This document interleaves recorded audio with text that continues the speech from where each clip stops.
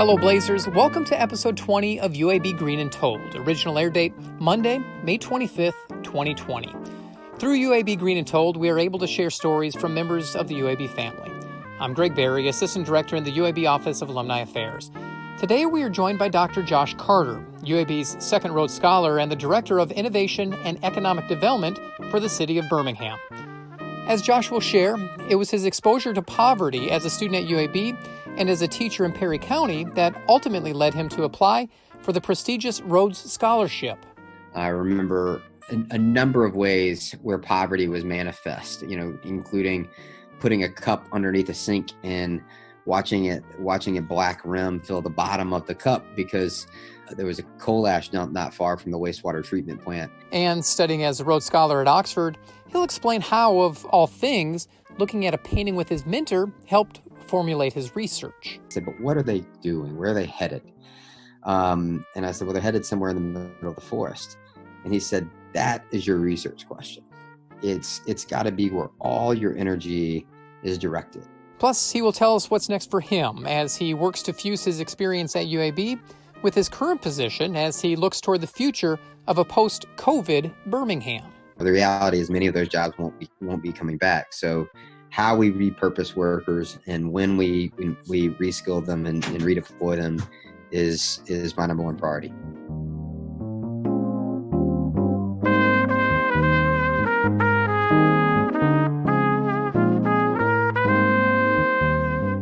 Josh Carpenter has seemingly battled social issues his whole life. But before he became director of Birmingham's Department of Innovation and Economic Development, before he was a Rhodes Scholar, and before he became an honors student at UAB, Josh was just a normal kid from North Alabama. But his journey to Birmingham wasn't exactly as poetic as one might think. You see, his story picks up the day after he was kicked out of a high school football game. The whole way down from Speak, Alabama to Birmingham, Alabama, my father was just absolutely letting me have it about respect and sportsmanship and teamwork. I've, of course, thought and somewhat still maintain that I had a legitimate beef with my opponent. But in any event, when I got to Birmingham, when I got to UAB was like this refuge from my dad.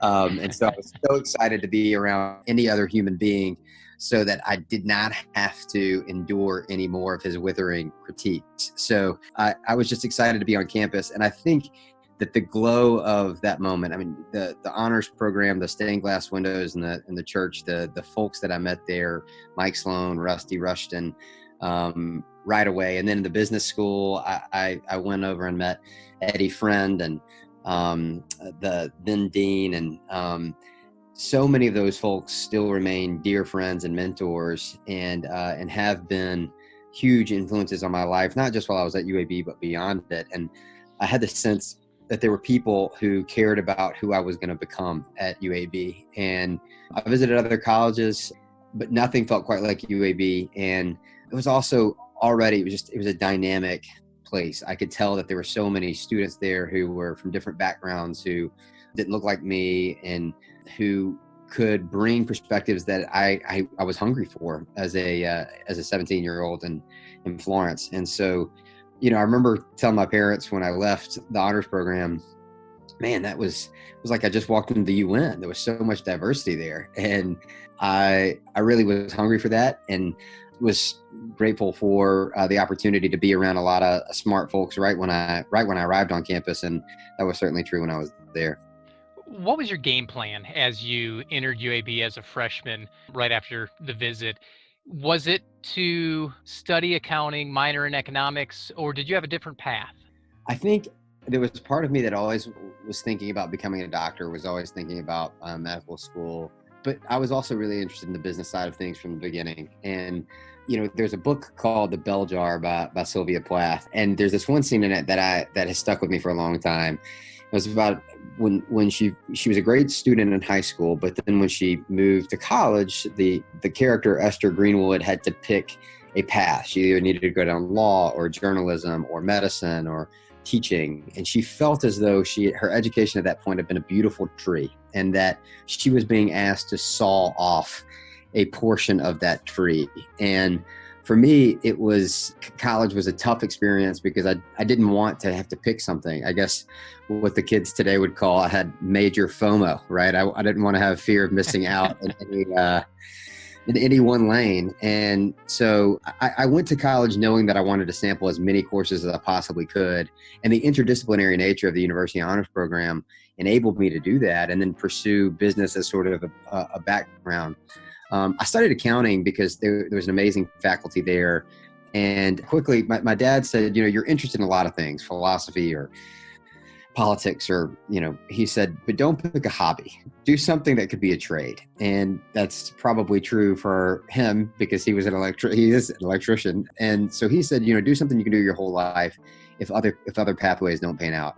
And, I obviously went a different path. I ended up doing political economy in graduate school and policy and taught English. But the reality is that my background in accounting is something that I dwell upon it every day. And I'm comfortable with spreadsheets today because of what I learned at UAB.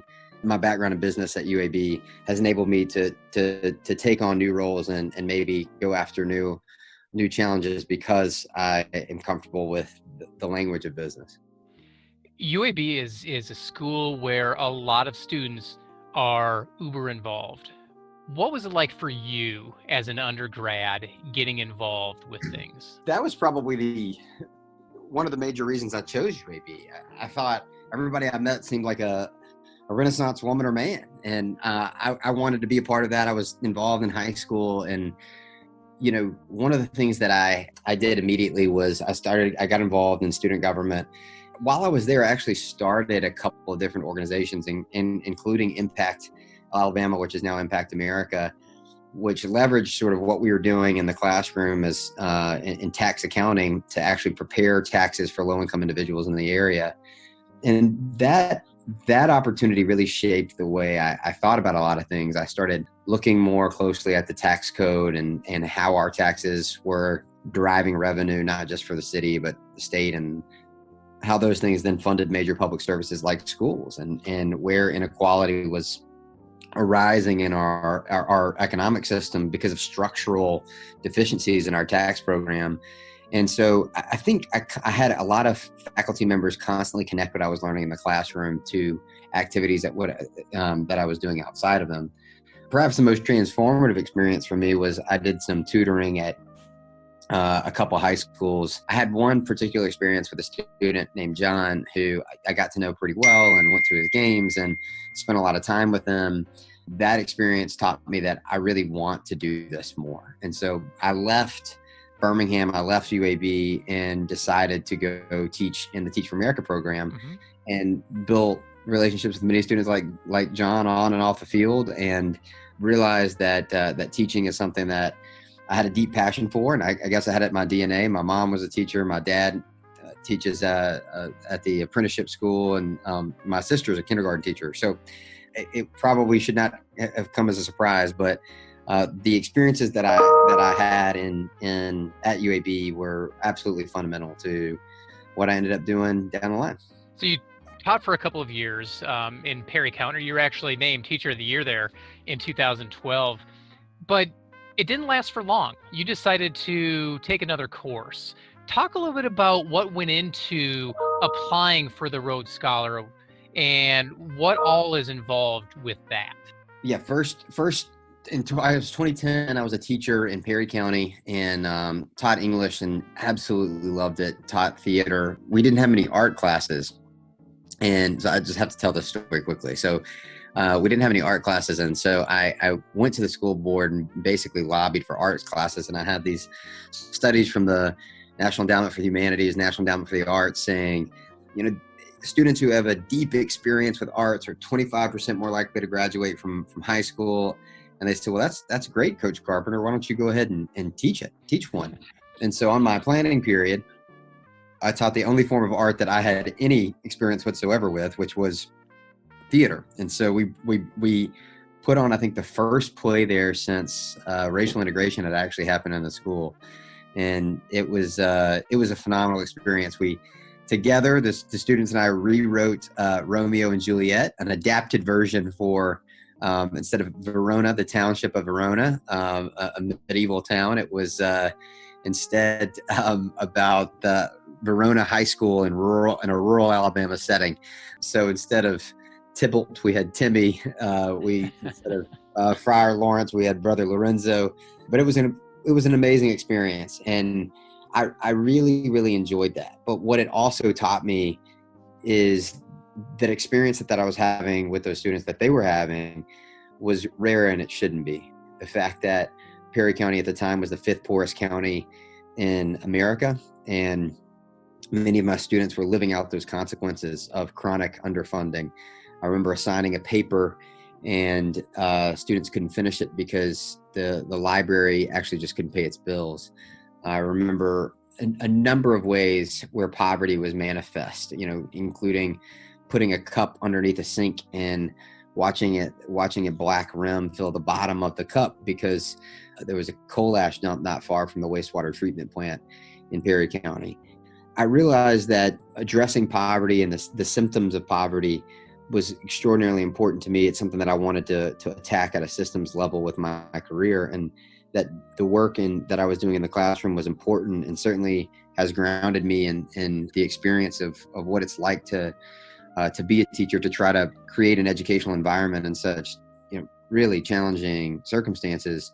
But I wanted to be a part of solutions at the systems level, and I ended up going up the summer of 2011 to intern at the White House, and I played in a flag football game, and it was a staff intern flag football game, and someone on the staff asked me if I had applied for the Rhodes Scholarship and if I'd heard of it, and I had, but didn't think I was eligible. I thought I was too old. I also didn't think I was going to be a great candidate. And he said, well, you should really take a look at it. So I ended up writing to a few folks at UAB who encouraged me to do that, and I got the internal nomination at UAB. You had to get 4 or 5 faculty members to write letters of support, and then you had to get 4 or 5 folks who knew you independent of school to do that. And so I had based on some involvement that I had done at UAB, but also some teaching and my academic work, I think I had 10 letters of support, including the institutional nomination.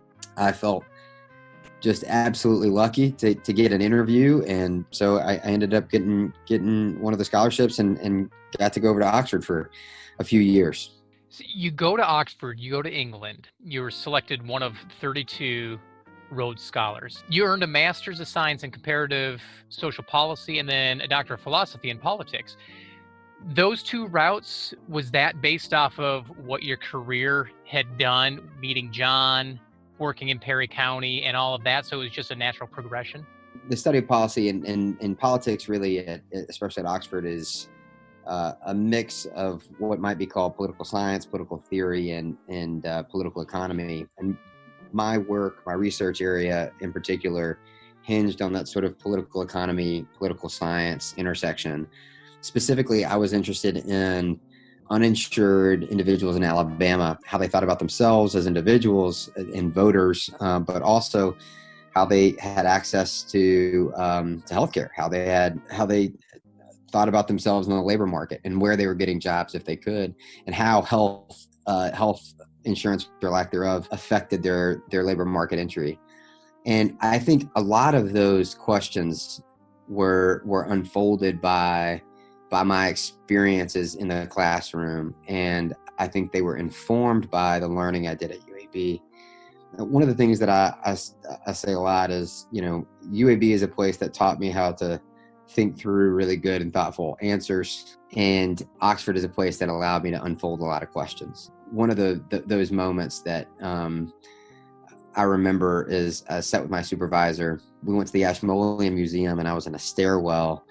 I was having trouble with my research question, so he calls me and tells me to go meet him in this place. So I show up, and my supervisor's name is Nigel, who's just an absolute legend of a man. He's very British, and I mean that in all of the right senses. And I walk up to him and I say, "Hello, Nigel," and he just says, "Shh."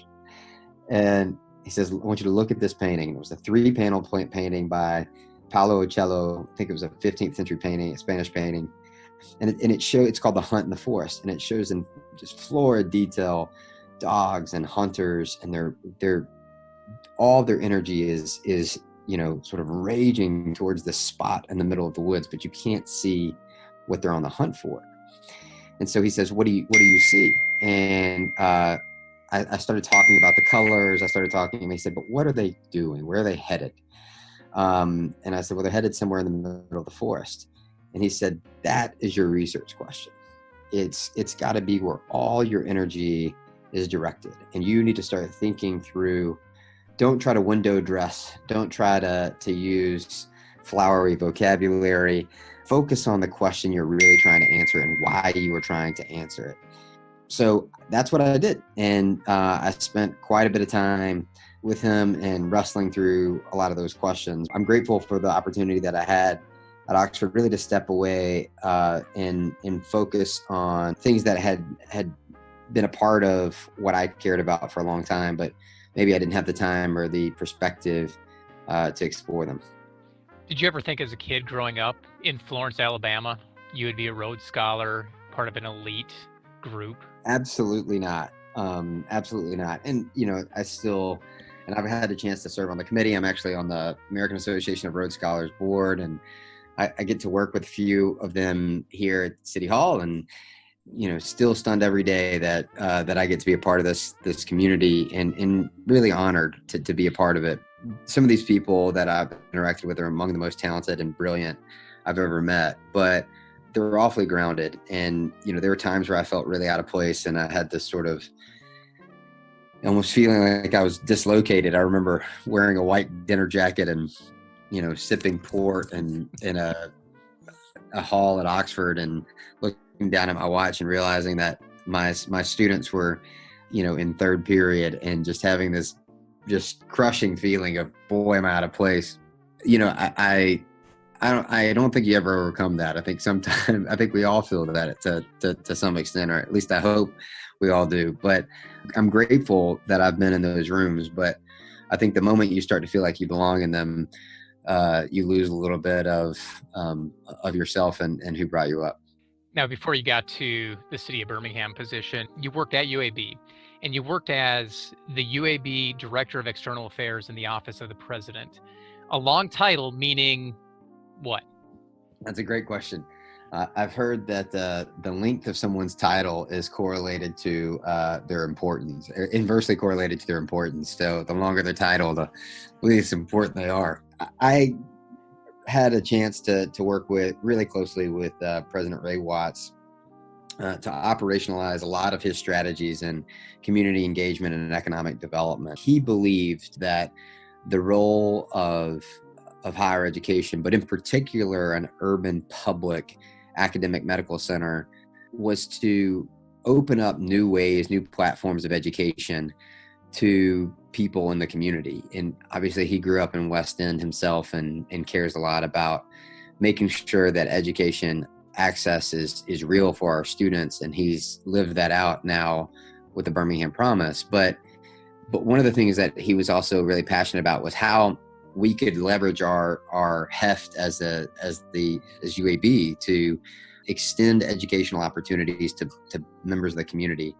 And so I, with his permission, basically took 6 weeks on secondment to go after a single grant called the America's Promise Grant to start this program called Innovate Birmingham, which is now headquartered in Innovation Depot, and is training several hundred young people who were unemployed or underemployed for high demand, high wage IT jobs. They've since iterated on the original formation of the grant, which we wrote back in 2016, but I really think speaks to this value that UAB has, that the responsibility of educated people is to serve, and that truly education is the best pathway out of poverty. It's the best way to create and gender economic mobility. And so that's exactly what we were trying to put together. And I think we did it. I think that the grant program has been really successful, and I'm super grateful to the folks who've enabled us to be a part of it. I also did a lot of other different things with him on special projects, and including some economic development work. Some of those projects I get to continue in my role at the city. How much do you stay connected to the Innovate Birmingham workforce? Are you still involved with that? I certainly think about it a lot. And, right now, because of COVID, I've done more workforce thinking than I have since I wrote that grant. And, the reality is that those types of dynamic skill development opportunities are going to be the future. And unless and until they have the backing of places like UAB, or in Birmingham's case, UAB, they will not be successful. They will not be sustainable. But I don't get to see it as much as I'd like to. I do, however, stay in very frequent contact with UAB, particularly with regard to COVID and our response as a community. I think that I'm so grateful that UAB, that the city of Birmingham has UAB. We had the 6th highest fatality rate. The city of Birmingham had the 6th highest fatality rate in the 1918 flu. And one of the things I tell people is the big difference between 1918 and 2020 is UAB. Mm-hmm. And I absolutely feel that that's true. So you now serve as a director of economic development for the city of Birmingham. And part of that job is making sure Birmingham is a hub of qualified and diverse talent. So how does your position allow you to do that? We have a department here that we founded actually under Mayor Woodfin called the Department of Innovation and Economic Opportunity. And we look at real estate. The city owns quite a bit of real estate. We have small businesses and business opportunity. We're specifically focused on women and minority-owned companies and growing them as a function of who we are as a city. The third lane for me is workforce development. So we think about talent and workforce development all the time, and really spend a lot of time on a program called the Birmingham Promise.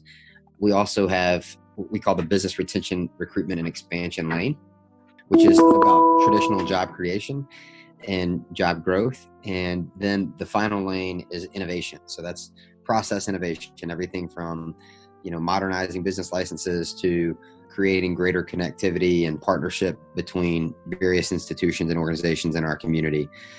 We've had a very active couple of months and years. Before COVID, our actual employment rate had increased by 8%. The Brookings Institution, through their Metro Monitor, said that Birmingham was actually ranked 3rd on a list of the 100 top cities on a list of their racial inclusion index. So a greater share of people of color got jobs in our community, which is a wonderful thing. Now I spend almost every day thinking about what the shape of our economy, and more to the point, what our labor market looks like in a post-COVID era. And I'm excited about, the opportunity to fuse my work at UAB with this current opportunity. And I think it's more urgent now than ever. The strengths of UAB and precision medicine and population health and bioinformatics now must be brought to bear in ways that they haven't before. And we've got to figure out ways to create jobs in and around them. So it's an exciting time, and one that I'm eager to grab. But it's also a challenging one. The labor market numbers are eye-watering in every sense of the term, both the speed with which we lost employment and how many we lost. 60,000 workers in Jefferson County are now out of work.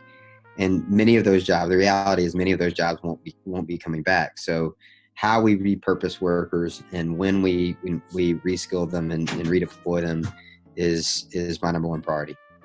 Where do you see Birmingham going in a post-COVID environment? I think we have the opportunity to be the world's leader in precision population health. So this idea that, if precision medicine is the right patient, right medicine, right time, precision population health takes that and it focuses on the social determinants of health that shape those patient attributes. And I really believe that given the demographic makeup of the city of Birmingham, the research excellence of UAB and Southern Research, and then the potential for public, private, and several other business leaders wrapping our arms around this collectively as a community, I think we can build what economists would call an economic cluster, right? This idea that there's a cluster of talent and resources that make Birmingham unique.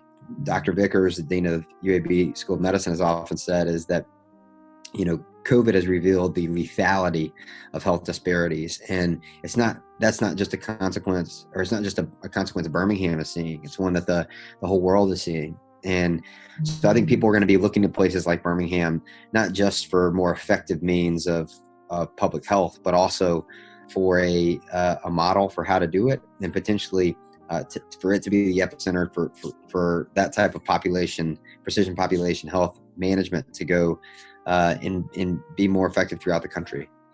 Throughout your professional life, you have woven kind of a sense of giving back, working with the underserved. Do you see that continuing down the road, and no matter what happens in the future? Yeah, absolutely. The word character, really the Greek of it, means etched, as in it's etched on you deeply. And I think, my grandfather, I remember he died when I was young, but one of the things that I remember him saying is, if you ever want to know if you're doing the right thing, ask yourself if it's helping the poorest person.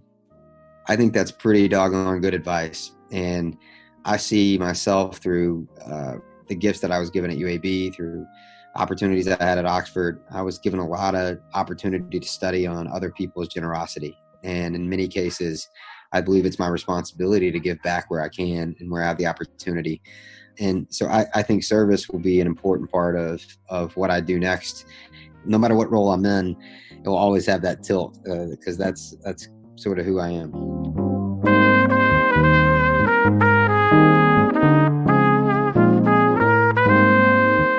That's Josh Carpenter, a 2010 UAB graduate where he studied accounting and economics in the UAB Klatt School of Business and graduated magna cum laude. Josh has a unique perspective of UAB. Not only did he get his bachelor's degree here, he also worked in the president's office and still teaches current students. With all of his experience, surely Josh has an idea of what it means to be a Blazer. I think the unique aspect of being a Blazer, the unique aspect about being a UAB student, staff, or faculty member, is that you're part of a group that's changing the world, and that there's an urgency to create that change, that there's not a whole lot of time to waste, that there's not a whole lot of fluff around it, that we have a responsibility and an opportunity to make a difference. And I'm excited to say that this institution, which has always valued diversity, is now the face of a more diverse Alabama, and hopefully a more inclusive and sustainable Alabama. Don't miss an episode of UAB Green and Told. Subscribe to make sure you are the first to know when new episodes are released on iTunes, Spotify, and Stitcher. You can also listen in at alumni.uab.edu/greenandtold. If you'd like to be a guest on a future podcast, let me know. Email me at greenandtold@uab.edu. Be sure to stay on top of everything Alumni does. Follow us on social media. We can be found at UAB Alumni on Facebook, Instagram, and Twitter. Thanks for listening, and until next time, go Blazers.